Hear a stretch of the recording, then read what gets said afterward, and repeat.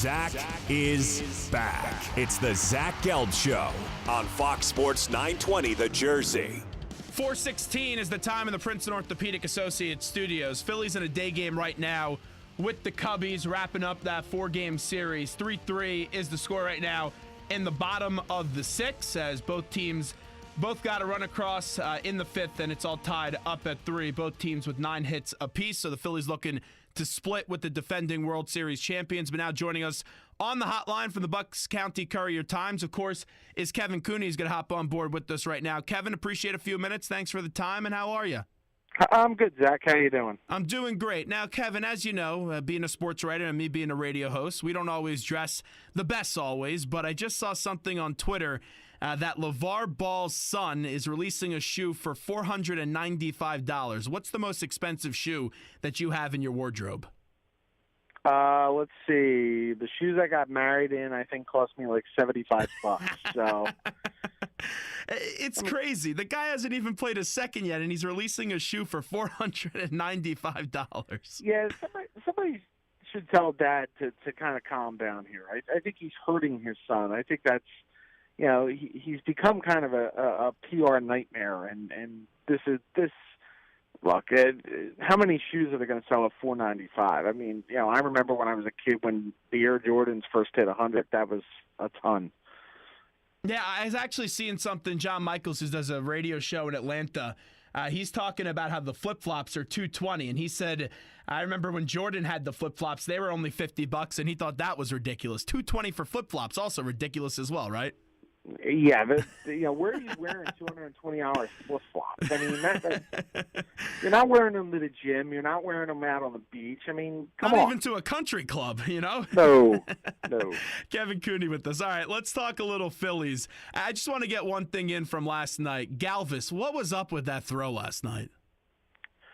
Well, I was in the car on the way back from Allentown when it happened, but look, he normally is a really solid defensive shortstop, but over the course of a season, you're going to have lapses, and obviously it's again, not seeing it directly, it sounds like that was a pretty big lapse. Yeah, he threw the ball right off the mound, and it still found a way to the plate and almost got him, but that wasn't the case. Real quickly, though, before we get into the prospects, because I read your piece in the Bucks County Courier-Times, and it was great on Rhys Hoskins and Alfaro and when they're going to be called up and the layout in the organization right now. But we all know that Aaron Nola is supposed to be a big part of this Phillies team, and he came back for the MRI. What's the latest that you're hearing on Nola when it comes to the health of his back?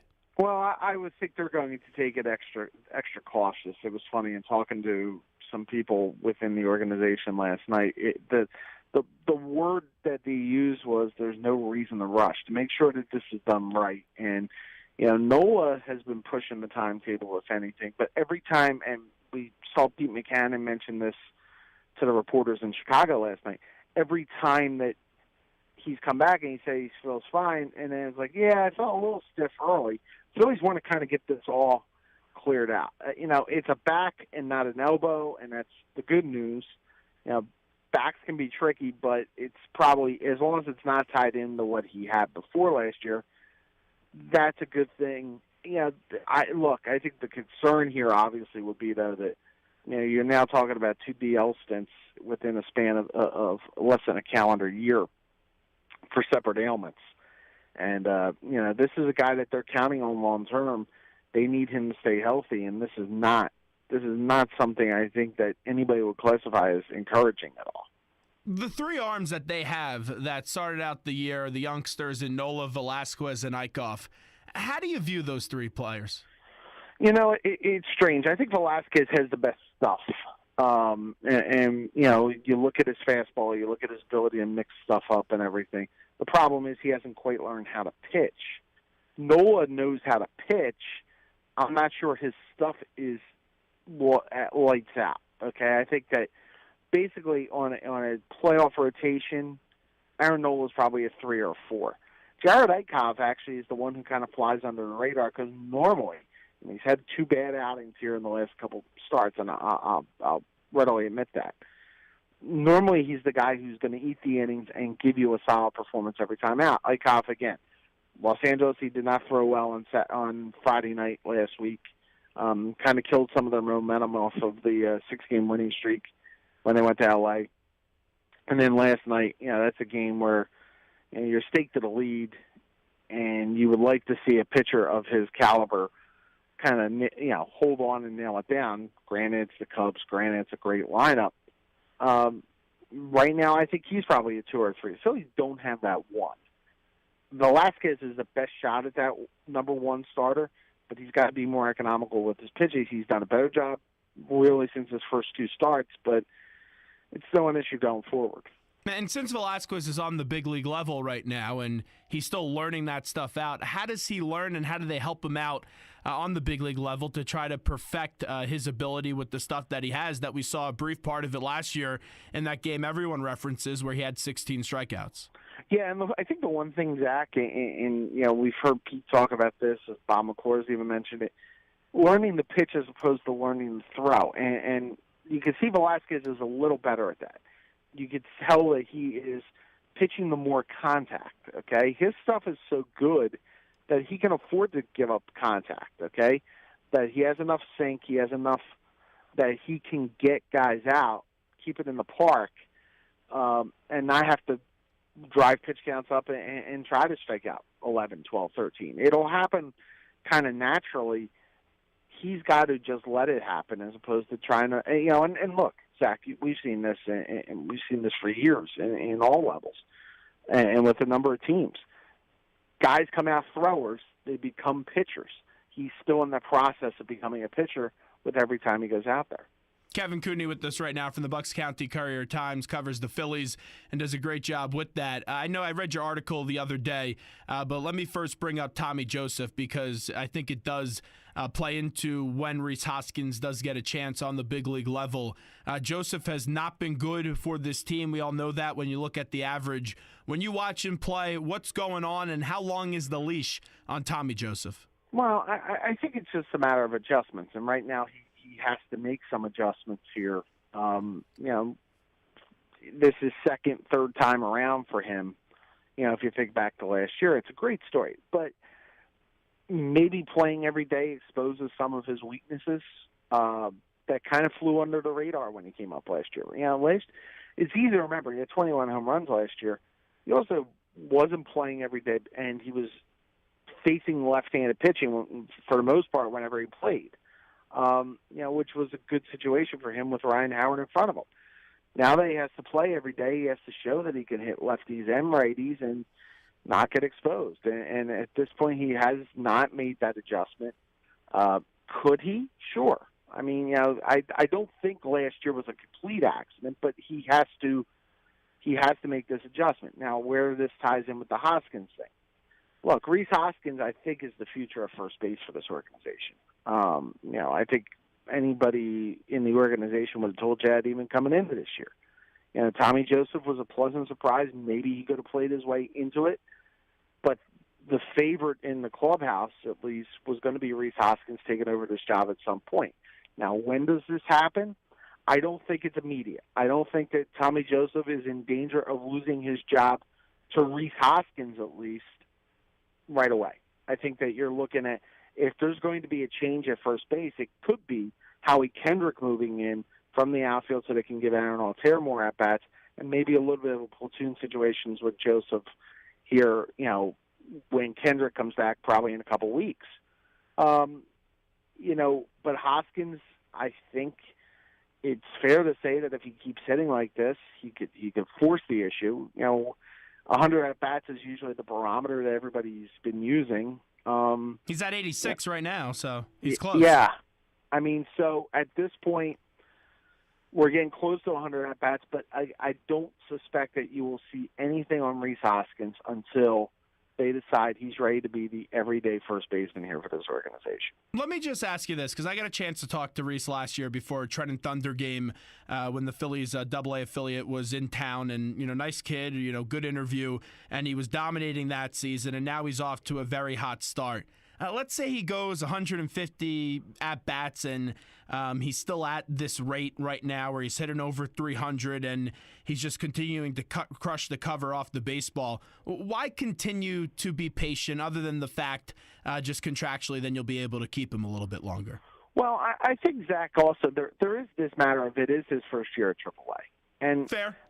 And, that there is a point here where, Ruben Amaro said this a couple of years ago, and I know it's not necessarily the best thing to bring up when it comes to prospects, but, it was a really good point. He wanted to see how a guy struggles, okay? Because you don't want to bring him up and then his first struggle is at the big league level. That's what minor league baseball is about. So I would not be surprised if on Hoskins they want to see maybe a couple-week rough stretch for him and then call him up. I think, and I'm sure we're going to get to Alfaro too. Of the two guys, Alfaro and Hoskins, I think they would probably wait longer on Hoskins to move him up because, one, I think they feel there's no need to rush him up, and two, I think that they're going to give him a little more time, whereas Alfaro has had some major league time, and he has had some time in the minors and at this level and everything, and kind of let him go through the process a little more. I know it's just speculation, but with Alfaro, since you bring that up, when do you think the earliest is that we could possibly see him? Well, I think it's going to be the same in a sense where I wouldn't expect to see him up before June or July. They're going to give Cameron Rupp time. In talking to some people at Lehigh that I trust and respect, the one thing they say that Alfaro can improve on is his defense and his game calling. He has a great arm. Everybody talks about the arm, and if you watch him try to get guys out at second base, caught stealings, he's great. The movement side to side of the plate needed some work, and it was funny. Last year I saw Carlos Ruiz work with him behind the plate down in Clearwater the one day, trying to work on that. So I think that's still an area where they're a little, he doesn't also take a lot of walks. I think he had 2 walks entering last night. So, when you look at it, probably his pitch selection, he's not going to be a guy who he's going to hit his way on base pretty much, and he's done that to a very good clip this year. But June or July, because again, Cameron Rupp, has been pretty good for them as a bridge guy. I'm not sure anybody realistically thinks he's a long-term answer here. So if Rupp gets hot, maybe he becomes trade bait. If he doesn't, then it's easier to pull the plug that way. Now, going back to what you said earlier about how in the minors they like to see how people respond from adversity and when they're struggling, how they pull their way out of it. Someone that it would behoove him to pull himself out of it right now is J.P. Crawford, batting $153. When you covering this team and just knowing the organization and the landscape of it, what's going on with J.P. Crawford and how concerning is it? Well, Dusty Watson said last night that, if we're going to hold guys to the, 100 at-bat standard when they're going well, you got to do it when it's, going poorly. And Crawford has, in recent weeks, had better at-bat, or recent days had better at-bats. Even if, some of it is a little bit hard luck. Look, though, I mean, J.P. Crawford, he has been billed as the top prospect in the organization, and rightfully so. A lot of scouts like him, a lot of scouts see tools. But he has to start showing it. I mean, yes, he's very young, and the Phillies were very cognizant of saying that. He was 21 last year and the youngest player in the International League and all that. But, you want to see that. Now, defensively, he's improved. That was one issue they had 2 years ago and a little bit last year, and everybody has said he has improved defensively. But you want to see more consistency. And if you're going to be the guy, that everybody says he's going to be, you got to be more consistent offensively. And some of it is bad luck. Some of it is just bad approaches. And, I would expect that the next couple of months, if J.P. Crawford's going to make an appearance in Philadelphia by the end of the summer, I would say the next couple of months are going to be important because you're going to have to start, looking to what 2018 is going to be. I'm not sure you can take J.P. Crawford from AAA and put him right in the majors if he doesn't have a little bit of time in September or even August here to go forward. And then you're going to have to decide what you're going to do with Freddie Galvis at that point. How about Nick Williams? How do you view him? With the way that the Phillies outfield situation is, and look, he's been okay. His numbers are not great. He's been okay. Everybody says he's been a lot better than he was last year as far as, focus and defensively and all that. But you're looking at Altair is right now looks like he's winning a job in this lineup. And if you're going to put him in left, there's still the right field gap opening past July 31st, you figure, if Michael Saunders is gone or whatever. Daniel Knott is not a long-term answer here either. So Nick Williams can play his way into the Philadelphia's plans between now and July. Here's the other thing, Zach. They're going to, at some point, get a big-name free agent in here. And, it could be Bryce Harper. It could be trading for somebody. It could be whatever. Nick Williams has to show that they don't need to necessarily trade for an outfielder. And, this is where he has to start showing this. Him, Dylan Cousins, all these guys who are in the outfield right now. Roman Quinn, Cam Perkins, all of them, if you look at it, it's a little bit of a crowded landscape, and somebody's got to step forward and kind of take it by the throat if they want to earn a major league job here. Because, again, the Phillies are going to open the wallet here soon with all that Comcast cash. John Middleton has said it. If I'm an outfielder here, I would hope that I could play well enough to think that they're not going to open it up from my position because you're going to lose that battle. Wrapping up with Kevin Cooney, who joins us right now on the Zach Gelb Show.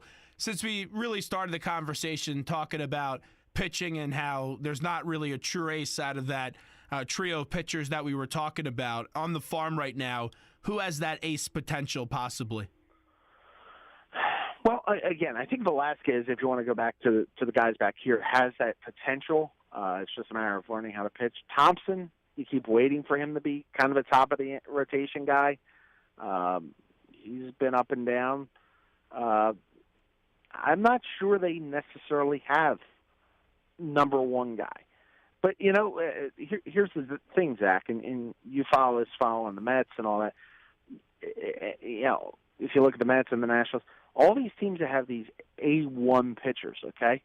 All you need is one bad tweak, and that A1 goes down, right. and number two comes up and everything. It's more important to have depth. If I can have 4 2s and 3s, I don't worry about that number one guy until I get to October. And so at this point, the Phillies right now, it's just developing a stable here as opposed to a number one. I think that we sometimes put that number one label on guys, a little early and expect that every franchise has to have it. Look, some teams have won World Series. The Royals won a World Series a couple years ago. I don't think they had a true number one. Good point. Yeah, no, you're right. Good point. So this idea that you have to have a number one, that's not necessarily the case. Yeah, and the Royals did also win that World Series, a lot of small ball as well, and just playing good fundamental baseball because at almost every pitching matchup, the Mets had them outmatched in that World Series, but the Mets bullpen wasn't good and they made errors, and that's why Kansas City did win that series and win it pretty quickly. Kevin Cooney, go ahead. And Zach, one final point here. The bullpens have become almost more important than the starting rotation. Oh, yes, especially last year with the way that you saw the Indians just manage that bullpen. You're exactly right. And also the Royals, too. Yeah. Yeah, it's a good point. Hey, before I let you run, Kevin, let me just get to someone that people, they don't forget about him, but I feel like he doesn't get enough praise as he deserves, and that's Hernandez. A 321 average at second base. It's like they have their second baseman of the future in Hernandez, and I know some people, they don't want to say that yet, but what he's been able to do for the last few years, very impressive. Well, and here's the thing, Zach. They have depth. They have Kingery. They have Valentin in their system, too. Kingery is a guy they love. In talking to people at spring training, they love Scott Kingery. But you're right. Cesar Hernandez is winning this job. At the very least, he's giving them an incredible trade chip to use down the road. If you think but with his speed and with his average and him fitting into the leadoff role, he may be their best leadoff hitter I'll even go back, pure leadoff hitter. Jimmy was not a pure leadoff hitter. Jimmy did a lot of different things, but didn't work counts necessarily the way that Cesar does. He may be the best guy since Lenny Dykstra that they've had. Wow. Kevin Cooney, read him every day in the Bucks County Courier-Times. We appreciate it. Thanks so much. Thanks, Zach.